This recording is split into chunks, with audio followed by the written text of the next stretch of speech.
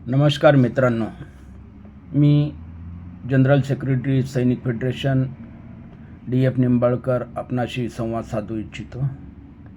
विशेष म्हणजे महाराष्ट्रात झालेल्या निवडणुकीमध्ये कोणत्या पक्षाने कशा प्रकारे आपली स्थिती बनवलेली आहे याविषयी मी स्वतः महाराष्ट्राच्या 5-6 मतदारसंघामध्ये जाऊन याचा आढावा घेतला। विशेष म्हणजे ज्या पक्षांनी आपल्या विभागामध्ये ज्या प्रकारे प्रत्येक विभागात जाण्याचा मौका मिळाला, विशेष विदर्भ, मराठवाडा, पश्चिम महाराष्ट्र, कोकण, मुंबई आणि खानदेश या विभागामध्ये सैनिक या नात्याने प्रत्येक पक्षाच्या व्यासपीठावर जाऊन त्या ठिकाणची परिस्थिती कशा प्रकारची आहे याचा आढावा मी सुद्धा घेण्याचा प्रयत्न केलेला आहे। आणि हा आढावा आज उद्या हा पक्षाचा जाहीरनामा म्हणजे निवडणुकीच्या नंतरचा उद्या रिझल्ट येणार आहे, त्यामध्ये आपल्या सैनिकांतर्फे सुद्धा हा सर्वे झाला तर कशा प्रकारचा असू शकतो। आपण तर याच्यामध्ये कोणतेही मास्टर नाही, पण तरी धावता आढावा कशा प्रकारचा आपण त्या ठिकाणी घेतलेला आहे हे मी आपण सैनिक फेडरेशनच्या माध्यमातून सैनिकांसोबत मांडत आहोत। सैनिकांची असलेली परिस्थिती यामध्ये कशा प्रकारची असेल आणि इतर पक्षांची परिस्थिती कशी असेल याविषयी हा मोठा सर्वे माध्यमाच्या माध्यमातून आणि स्वतः मतदारसंघामध्ये त्या विभागामध्ये गेल्यानंतरचा मला आलेला अनुभव आज आपल्यासमोर मांडत आहे। सुरुवात करतो मी विदर्भापासून। सर्वात पहिला माझा सर्वे मला विदर्भातच जाण्याचा मौका मिळाला। अमरावतीला गेल्याच्या नंतर त्या विदर्भामधील वातावरणाशी आणि जनतेचा कौल बऱ्याचशा रिक्षामध्ये बसताना असेल, बसमध्ये बसताना असेल, बाजारात असेल, तिथल्या स्थानिक नेत्यांशी असेल तर कशा प्रकारचा असू शकतो हा आपल्या सैनिक फेडरेशनच्या माध्यमातून हा सर्वे आपल्यासमोर मांडत आहे।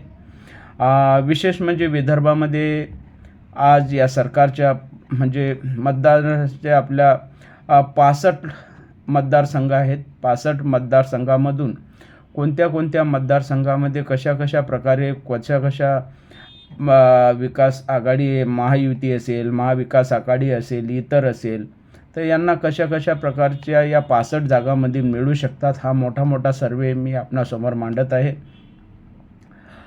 विदर्भामध्ये जर बघितलं तर आपण महायुती जी सध्याची सरकार आहे ते विद्यमान महायुतीला 25 जागा हे विदर्भामध्ये मिळू शकतात।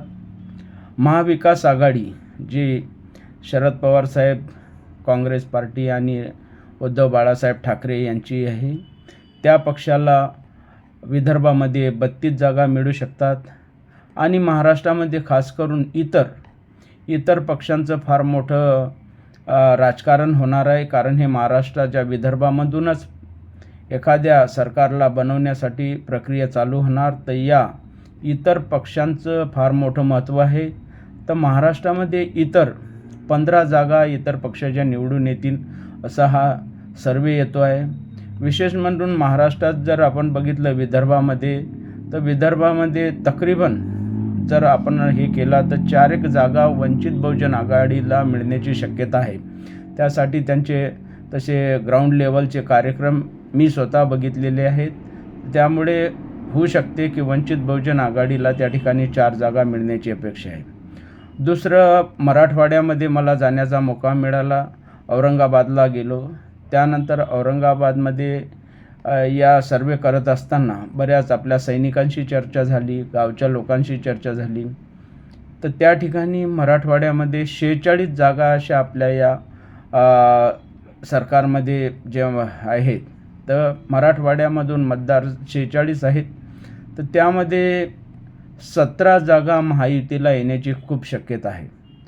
तर सर्वच ठिकाणी आता आपल्याला दिसत असेल की विदर्भामध्ये 25 जागा होत्या महायुतीला आणि मराठवाड्यामध्ये 17 जागा येण्याची शक्यता आहे। महाविकास आघाडीला त्या ठिकाणी 28 जागा नक्कीच येतील मराठवाड्यामधून आणि इतरांच्या पारड्यामध्ये 1 जागा जाण्याची शक्यता आहे. तर हा मराठवाड्यामध्ये मतदारसंघांनी दिलेला, मतदारांनी दिलेला, महायुती असेल, महाविकास आघाडी असेल, यांच्या आपल्या कोणत्या पसंतीचे सरकार यायला हवे त्यानुसार त्यांनी हा सर्वे केलेला आहे. खास करून पश्चिम महाराष्ट्र हा फार महत्त्वपूर्ण मतदार विभाग आहे. यामध्ये 60 जागा आहेत. ह्या निवडणुकीच्या 60 जागामध्ये जर आपण बघितलं तर महायुतीला फक्त त्या ठिकाणी 17 जागा मिळत आहेत आणि महाविकास आघाडीला 40. म्हणजे माननीय शरद पवार साहेबांचं त्या ठिकाणी जे वर्चस्व आहे, उद्धव बाळासाहेब ठाकरेचं असेल, काँग्रेसचं असेल, तर ते पश्चिम महाराष्ट्रामध्ये फार मोठ्या प्रमाणावर दिसत आहे. तर त्या प्रमाणामध्ये त्या 40 जागांमध्ये जास्तीत जास्त वर्चस्व हे शरद पवार साहेबांचं असणार आहे. तर शरद पवारांच्या राष्ट्रवादीचं असणार आहे. तर त्यांचे जास्तीत जास्त सदस्य हे निवडून येणार आहेत. तर त्या ठिकाणी 40 जागा ह्या महाविकास आघाडीला मिळत आहेत आणि इतरमध्ये 3 आहेत. तर इतरमध्ये जे काही पक्ष असतील, जे इंडिपेंडेंट कॅन्डिडेट असतील, तर अशा 3 जागा निवडून येण्याची शक्यता आहे. दुसरं, कोकण विभागामध्ये आपण जाऊया मित्रांनो. कोकण विभागामध्ये मला जाण्याचा मौका मिळाला. सिंधुदुर्ग, रत्नागिरी या भागामधून, पोरस वगैरे या भागामध्ये मला थोडंसं फिरायला मिळालं या माध्यमातून निवडणुकीच्या. तर त्या ठिकाणी कोकणामध्ये 36 जागा या विधानसभेच्या आहेत. त्यामध्ये महायुतीला 9 जागा येण्याची शक्यता आहे. 9 जागा नक्कीच त्या ठिकाणी त्यांच्या येतील आणि महाविकास आघाडीला 21 जागा ह्या कोकणामध्ये येऊ शकतात. कारण कोकणामध्ये फार जबरदस्त फाईट यावेळेस आहे. तर कोकणामध्ये महाविकास आघाडीला 21 जागा मिळण्याची, या 21मध्ये उद्धव बाळासाहेब ठाकरे यांच्या पक्षाला जास्तीत जास्त जागा येण्याची खूप मोठी शक्यता आहे. त्यानंतर इतर जे कॅन्डिडेट असतील त्यांच्या 6 जागा त्या ठिकाणी कोकणामध्ये येण्याची शक्यता आहे. म्हणजे विदर्भानंतर जर इतर कोणी निवडून जास्त येत असतील तर ते कोकणात येऊ शकतात, अशी परिस्थिती निर्माण झालेली आहे. खास करून महत्त्वपूर्ण, आज ज्या राज्याच्या राजधानीमध्ये मुंबई या ठिकाणी विधानसभेच्या 56 जागा आहेत. त्या 56 जागामध्ये जर आपण बघितलं तर आज सरकार स्वतः ज्यांचं आहे महायुतीच्या माध्यमातून मुंबईमध्ये बरेचसे कामं झालेली आहेत आणि वोट शेअरिंग करत असताना कशा प्रकारे आपण निवडून येऊ शकतो याचं गणित शरदचंद्र पवार आणि काँग्रेस पार्टी आणि उद्धव बाळासाहेब ठाकरे यांच्या माध्यमातून मुंबईमध्ये महायुतीला 12 जागा येण्याची शक्यता आहे. महायुतीने खूप चांगलं काम केलं, पण त्या ठिकाणी फक्त त्यांच्या 12 जागा येत आहेत. महाविकास आघाडीला उद्धव बाळासाहेब ठाकरे, काँग्रेस आणि शरदचंद्रजी पवार यांच्या युतीला मुंबईमध्ये 22 जागा येण्याची शक्यता आहे आणि 22 जागांमधून त्यांच्यामध्ये जास्तीत जास्त जागा ह्या उद्धव बाळासाहेब ठाकरे यांच्या असतील अशी शक्यता आहे. आणि इतरमध्ये 2 मध्ये समाजवादी पार्टी असेल, अशा काही 2 जागा आहेत ते इतरमध्ये मुंबईमधून येऊ शकतात. तर अशा प्रकारे हा जो महायुती आणि महाविकास आघाडीचा सर्वे आपल्यासमोर मी मांडत आहे. माझ्या गेल्याच्या नंतर मुंबईमध्ये तर राहतोच, फिरतोच, तर त्यामधून हा आपण छोटासा सर्वे आणि माध्यमाच्या माध्यमातून, प्रचार माध्यमाच्या माध्यमातून असेल, टी व्हीच्या माध्यमातून असेल, एक्झिट पोलच्या माध्यमातून असेल, हा मांडण्याचा आपण प्रयत्न केलेला आहे. आणि शेवटचा विभाग हा खान्देशमध्ये विधानसभेचे 48 सीट आहेत.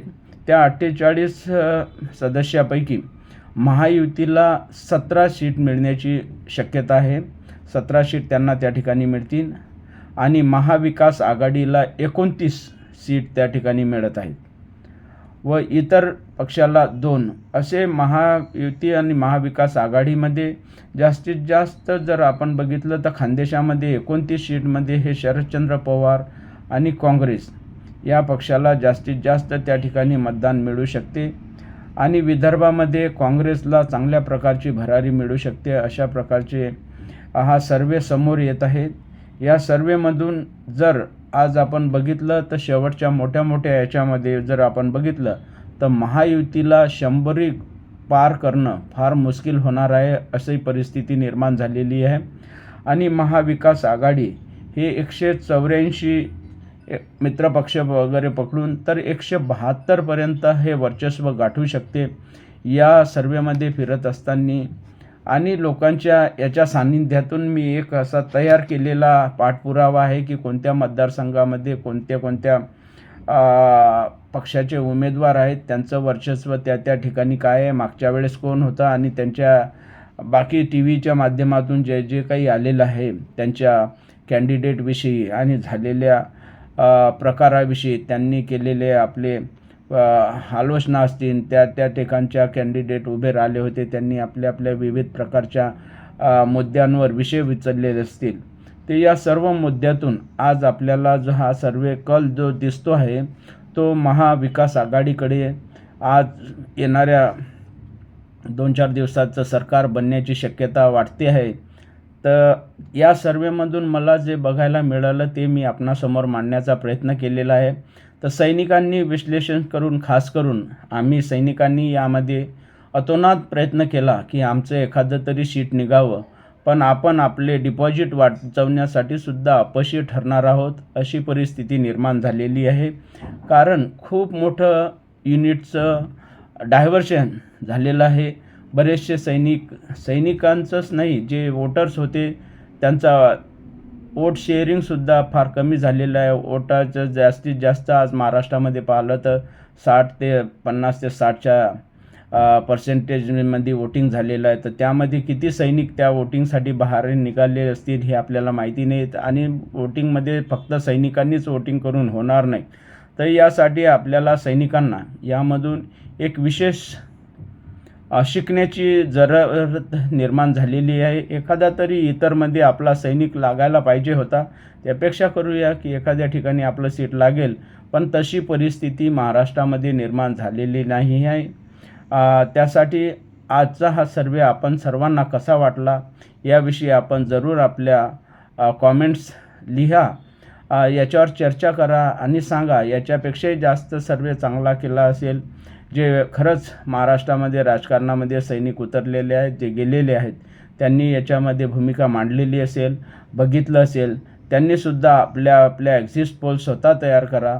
आणि ज्या इलाक्यामध्ये कमीत कमी नाही तर आपल्या जिल्ह्याचा, आपल्या तालुक्याचा, आपला स्वतःचा जो कॅन्डिडेट उभा राहिला त्यांची परिस्थिती काय असेल याविषयी माहिती द्यावी, ही नम्र विनंती. जय हिंद, जय भारत.